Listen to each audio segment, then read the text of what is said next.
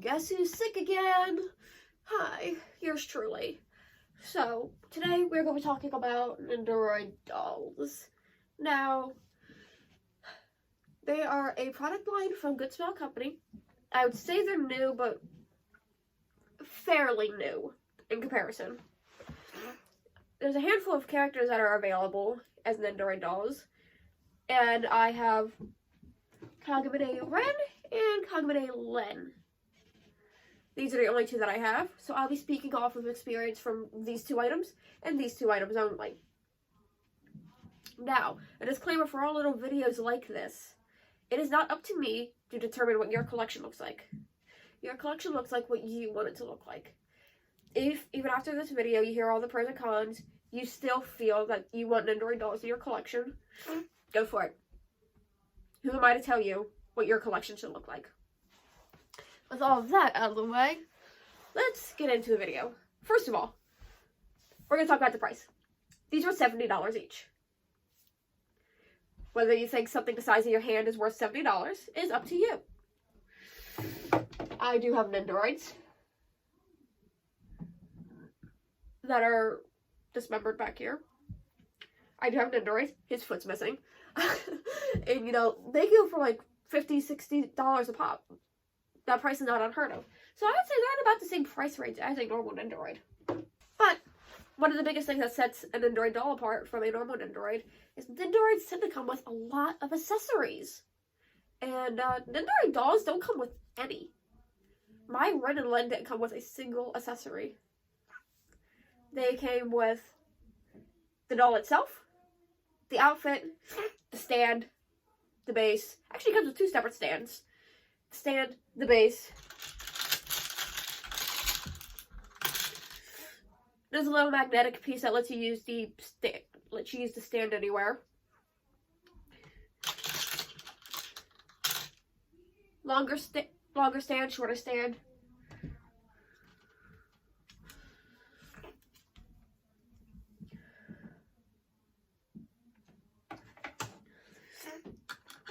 It also comes with these other little pieces that you can use to, instead of it connecting in the back like lots of Nendoroids do, you can actually have it more like a doll and have it held up by little braces around its sides.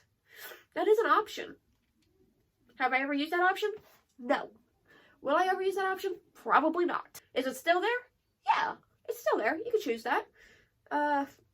If you have, let me know. The little option where you can use this instead of the base, I've never used that option either. But you can. It's available. Also, the bottom of the feet are magnetic. That's an option. So after discussing that they come with no accessories, which is kind of the fun of Nendoroids, and they're $70 a pop, let's talk about what they do have, right? Nendoroid dolls come with a superposable body, right? There's a lot you could do with it. There's a lot you could pose with, yeah. There's a lot of ways you could pose it. You could have them sitting down. I usually keep my Ren sitting down. I have her sitting off the edge of my shelf. Len is face down back here. I usually keep her sitting down with her leg dangling off the side of my shelf. I think it's cute. And, you know, that is an option you can do with Nendoroid dolls. However, you can also do that with this Nendoroid line. I'm just saying. But they are superposable, and there's a lot you can do with them. And I think it is super cute. That is the main selling point of a Nendoroid doll. That and their interchangeable outfits. However, I want to make it clear that the little outfits they're wearing are $30 a piece. If you want to get Nendoroid dolls so you can change their outfits, just know that the first party outfits are $30 each. Now, if you're a more gifted seamstress, which I am not, I don't think most people watching this are, you can make the outfits yourself. I'm sure it'd be kind of easy. But I'm not a gifted seamstress. I don't have any such skills. A Nendoroid doll mostly has its three main components. You know, it has the Nendoroid head, it has the posable body, and it comes with the little outfit. Now you may notice that I said the Nendoroid head. This head right here is basically the same head as any other Nendoroid. And that said, there's a certain thing you can do to Nendoroids, right? Is you can pretty much stick any humanoid.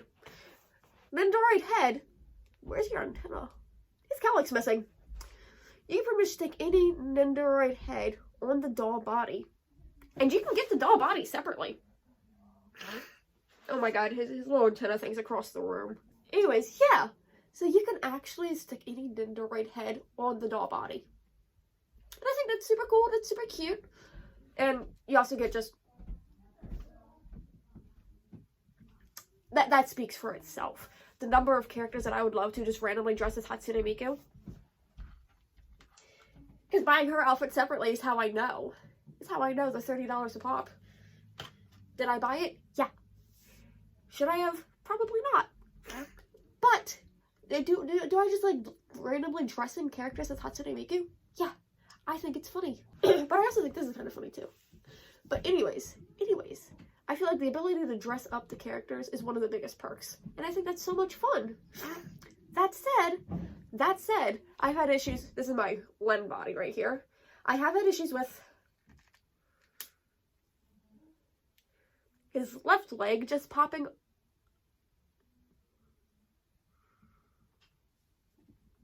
I do have issues with Len's left leg popping off.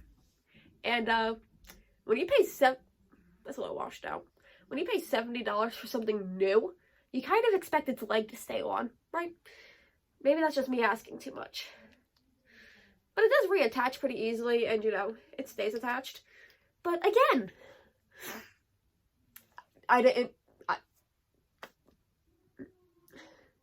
Ed's no stranger to his leg falling off. Anyways, that is one issue I've had with the Nendoroid doll bodies, is sometimes at these little joints, the lower part can just pop off. I've only had that happen with Len's left leg. I have not had the issue with Ren at all. But they are superposable. And that is the biggest selling point. You get to change their outfits. You get to have little goofy combinations like this. Ren and Len did come with their arm sleeves and their leg warmers. I just don't display them with them because I don't like them. They are too much of a hassle. And I just thought... Pretend this was Len's head on this body. I just thought they were too much of a hassle to constantly be readjusting, because that's something I have to do. So I just removed them because I thought they were cuter without. And another big con is that you may notice that Ren and Len both come with darker clothing. And darker clothing stains the bodies.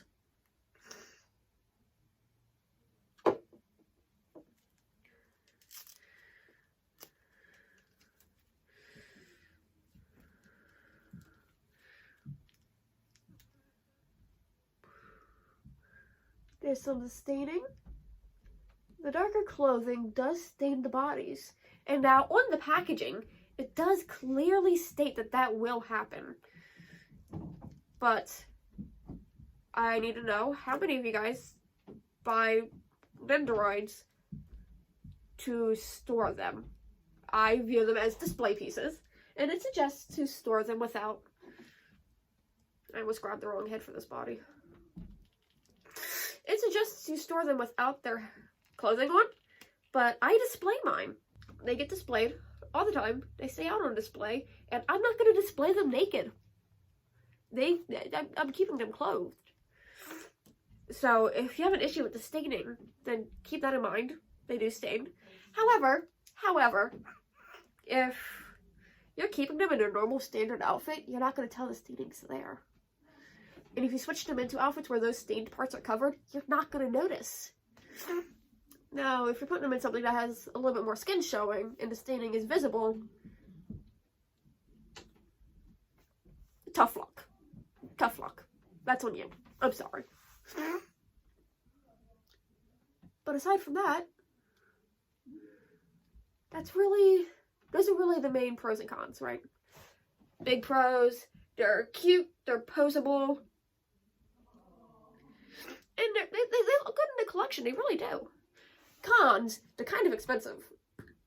But I say that relative. Value is relative. I paid $150 for something that doesn't do anything but look pretty.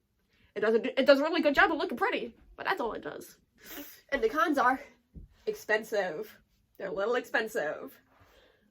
My lens leg likes to fall off. There's more points of failure. And another big con is that they stain.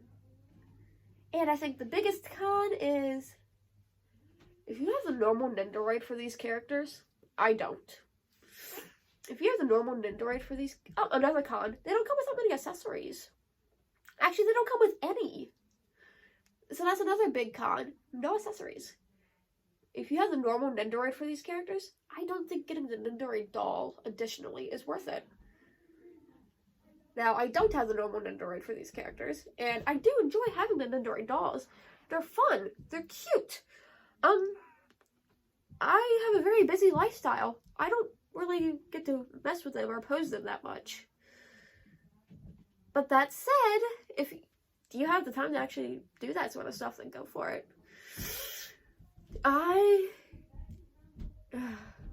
Value is subjective. Do I regret buying them? No. Would I run out and suggest them to anybody? No. Would I say they were worth it? Not really. I think I would have rather have gotten the normal Nendoroid for these characters instead. But that said, one more time, it's not my responsibility to determine what your collection looks like. You grab what you want. If you think that Nendoroid dolls have a space in your collection, grab them.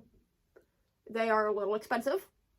I pray the prices have not gone up, because I think $70 for this was kind of steep. Would I have preferred the normal Nendoroid for these characters? Yeah, I would have. But they can be a little expensive secondhand. But are they worth it? My opinion, no. But value is up for you to determine. So that would be it. That would be all of it. Be sure to give me a like. Drop me some comments if you agree, you disagree, you have any talking points, you have any questions about these. I'd like to hear it. I am curious. Now, yeah. You want to see what comes next? Just subscribe. I noticed a lot of you guys who are watching my content are not subscribed. Whatever. It's nice having you around. But, yeah. That'll be it. I'm having some brain static.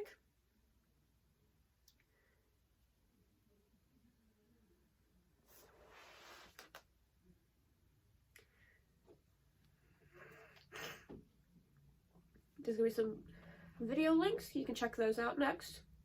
Subscribe right here in the middle.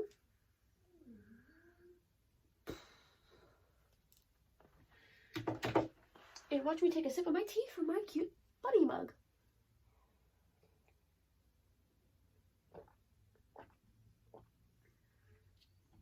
The cute bunny mug was Starbucks Year of the Rabbit collection.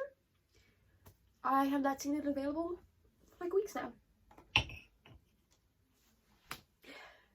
Bye-bye.